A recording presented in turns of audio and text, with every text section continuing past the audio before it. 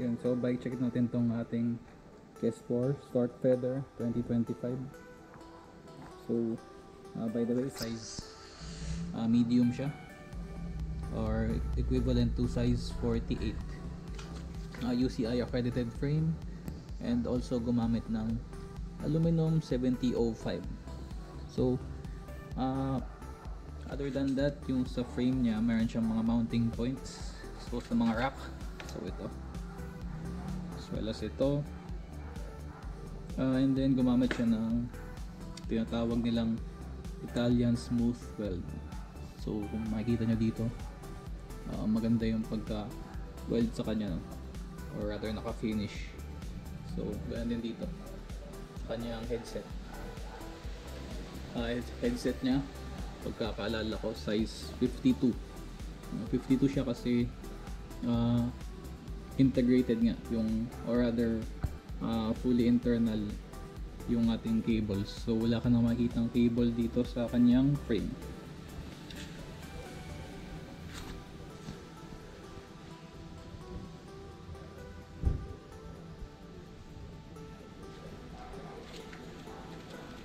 Sa fork naman, so meron tayong tatlong mounting point. Actually ito nagamit ko na para sa bottle cage. By the way, naka bike skin pala ako, no? So kung makikita nyo, medyo may dumi dyan or pagka warp. Ayan kasi yung bike skin ko. Ayan. And like, nga pala, last pala sa frame natin is naka 2 axle na. Ayan.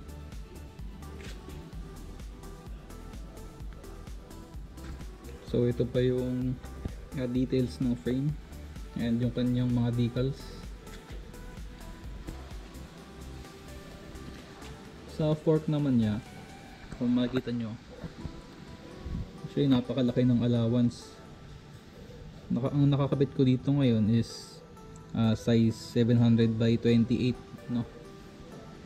So based doon, makikita nyo parang kasya pa yata dito hanggang 50, which is actually odd para sa akin, no? Kasi kung titingnan nyo yung likod nya, hindi sila magkasing lapad, ano? So magpapakita na lang ako ng picture na nung time na kinabitan ko siya ng gravel tires. So kung ano yung itsura nun. So ayun, gumamit tayo ng 27.8 diameter na aluminum seat post.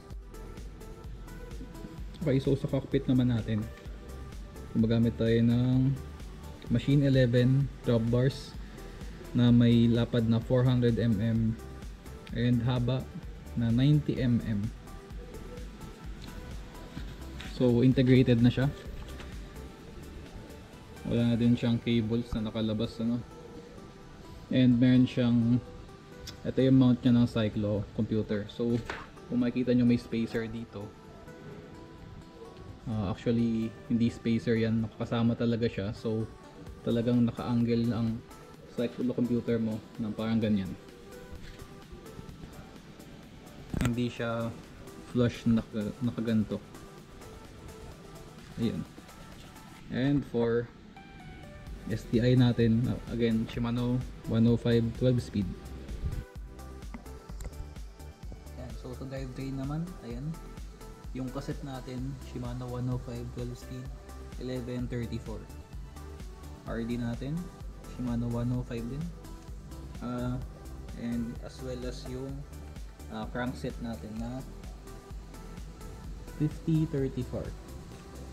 Then yung sa chain naman natin, basic KMC na 12 speed. And for the brake set naman, itong Shimano 105 fully hydraulic brake set na yung gamit, front at saka back, naka flat mount. Yung rotors nya, hindi ko lang sure, no? Pero may kamukha ito eh, kasi hindi siya Shimano 105. Sa wheel set naman, Machine 11 wheel set pa din ito. Alloy pa itong wheelset na to na mayroong 24 holes front and back, and with machine 11 hubs. So sound check natin yan.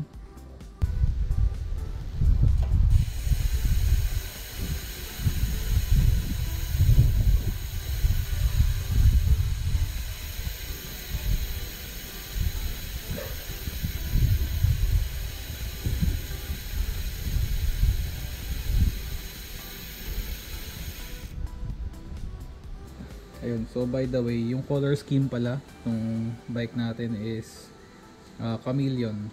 So meron siyang detail na parang may purple-ish siya na color pag naiilawan.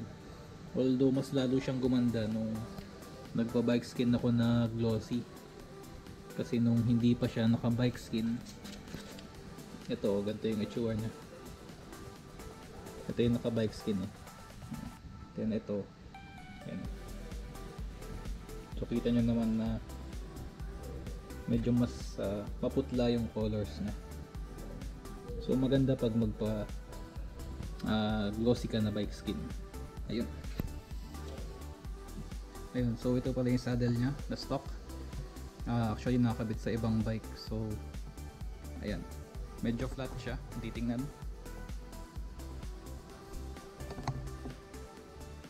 Pero as far as comfort naman, okay naman siya gamitin. Mas preference ko talaga yung may butas sa gitna.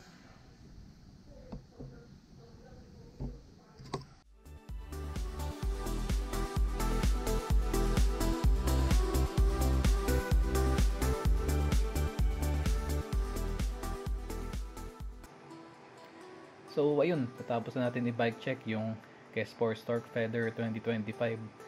So i-review na natin siya based sa experience ko nung past 2,500 km na ginagamit ko ito.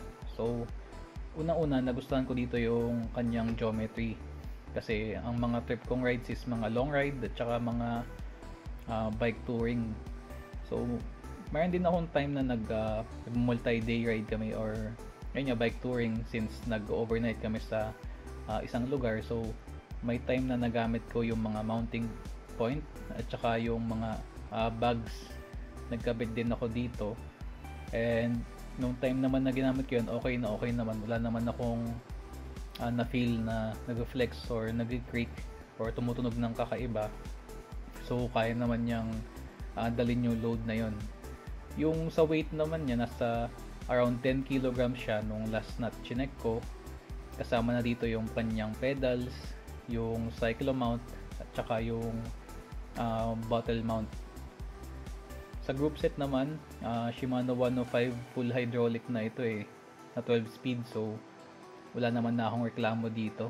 Napakasarap ng feeling i-shift nito, as well as kung galing ka sa mechanical. Ako kasi galing ako sa rim brake dun sa last ko na bike. So talaga nag-enjoy ako sa brake feel nitong full hydraulic na 105, no. Although pwede mo pang i-improve yung braking power nito if nagpalit ka ng rotors. Yung gravel capabilities naman niya, yes, kaya naman. Actually, ito nga yung time na lagyan ko siya ng 700/38 na Maxxis Rambler. Although hindi ako nagtagal dito sa configuration na to, siguro mga 2 weeks lang, kasi hindi makunat yung 50-34 yung chainring mo, tapos naka gravel tires ka. Ang nangyari nun is parang lagi ako nakababad sa sa small chainring ko na, which is 34. And ayun, so medyo mabigat siyang ipadjack. And I think mas maganda kung if mag-gravel ka dito, mas maganda sana kung yung chainring mo is pang gravel din, like yung GRX nga, no.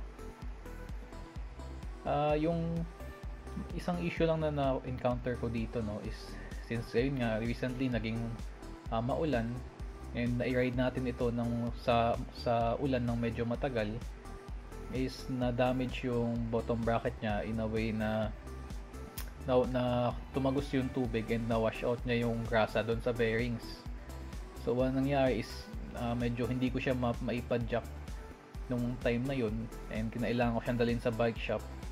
And ayun nga, since yung bottom bracket nito na stock is actually Kes4 na may sealing naman siya, naka-seal bearing naman siya, although isa lang yung seal niya, no? Andun lang sa pinaka bearing. Ay maganda kasi dun sa Shimano, sabi sa bike shop sa akin is dalawa yung seal niya, dun sa pinaka bottom bracket niya as well as yung sa pinaka bearing niya. So kaya nag-upgrade na din ako dito ng bottom bracket. And as far as yung future upgrades naman, kung gusto nyo siguro na lang, wheel set, carbon wheel set, ganun. And as well as yung group set, kung gusto nyo na mag-electronic, I think kaya naman dito sa bike na ito.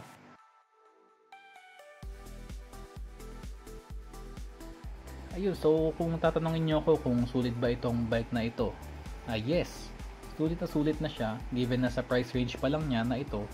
Kung i-compare mo sa mga mainstream brands or sa mga branded na bikes, is wala kang makikitang similar in terms of group set, in terms of naka-integrated drop bars na, and in terms na mayroon ng wheel set na 30mm lightweight aluminum alloy, no? So wala kang makikitang ganun sa price range na ito.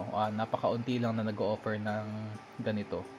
Sa capabilities naman, ayun, so dito ako pinaka nag-enjoy since isa lang naman yung bike ko and gusto ko madaming activities ang pwede kong magawa, kagaya na lang ng bike packing or bike touring, since ayun nga, madami akong options ng mga bags or mga pwede kong i-mount dito sa bike na ito, as well as yung clearances nya when it comes sa tire clearance. Pwede din ako mag-join ng mga gravel events gamit nitong bike na ito. And lastly, practically wala ka nang i-upgrade dito pagkabili mo dito. Talagang i-ride mo na lang siya, o hindi ka na magreklamo na mahina yung preno or pangit yung shifting niya or whatever, since maganda na yung nakakabit ditong parts sa una pa lang. So ayun, yun yung mga reasons ko kaya ako nasabing sulit siya. And kung meron kayong mga tanong or mga comments, pwede nyo ilagay yan sa baba. Ay ilalagay ko din yung aking Instagram page kung saan nag-upload ako ng mga reels, cycling reels, at saka mga rides na ginagawa ko. And ayun, so ride safe everyone, and kita-kits sa daan. Peace!